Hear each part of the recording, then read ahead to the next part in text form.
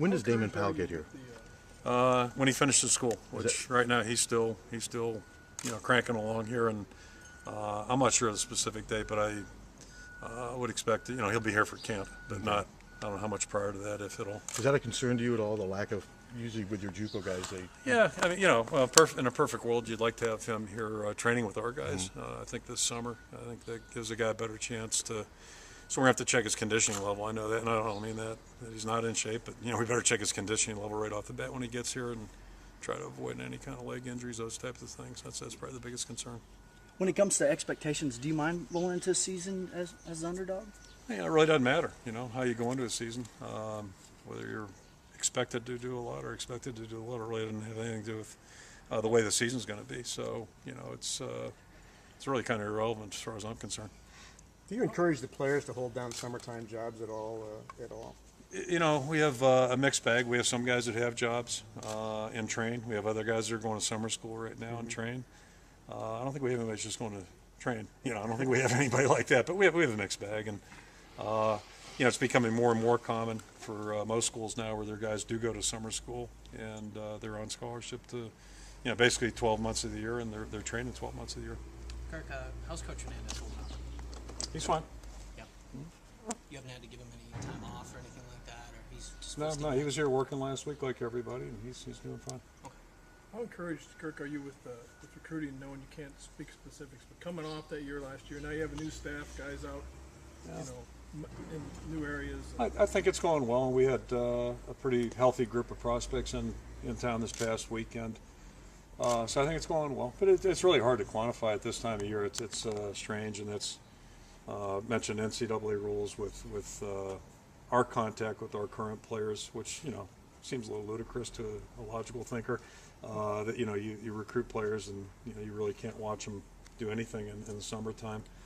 And recruiting's kind of that way a little bit too, in that right now we only know what we're told. I guess it's just it's tough to get your hands around a little bit, but so I think things are going well. Feedback's been pretty good, and it's like any year, we'll have X amount of commitments here by August or September, and then we'll start our second phase of recruiting probably in the season and pull back a little bit and watch some guys play as seniors and go from there. But there'll be a lot of good players, I think, that emerge here in the next couple of months. I know that Chris White was a NFL guy just until recently, but it seems like he's really adapted pretty quickly to the recruiting process. Chris has a college background, lengthy college background, and his brother's been a lifetime career college coach and an excellent college coach. So it's not like he's that far away from it. And Chris has got a great personality, and there's nothing magical about recruiting other than it's just hard work and trying to take time and doing a good job of selling your program, your university.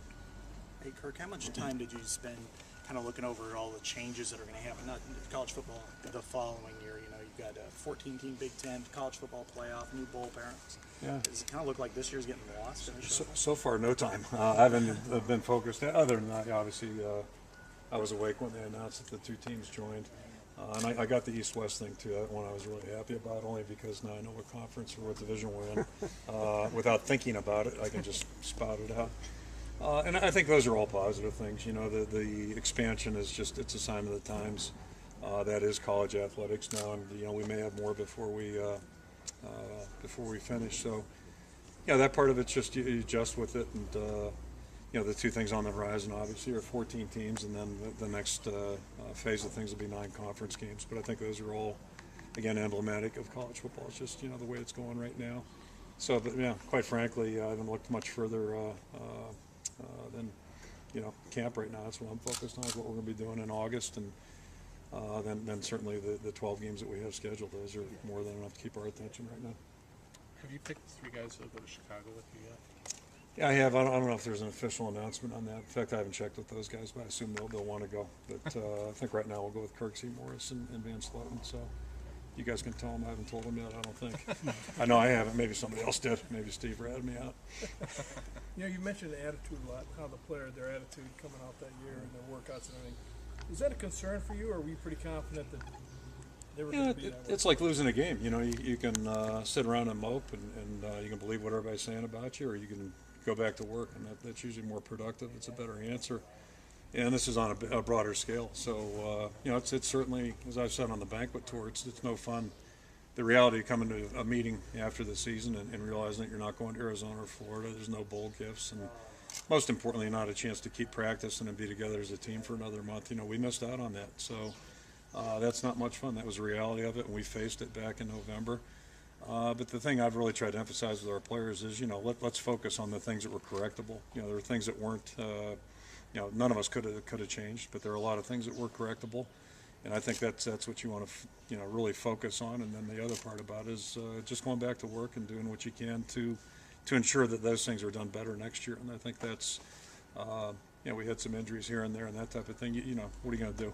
And we were inexperienced going into the season. What are you going to do? But there are a lot of things on the films, if you look at them, that we were capable of doing better. And that's what we have to focus on and make sure next time we're in those situations that we do those better. And if we do that, then we won't have to worry about what the experts say or what this and that.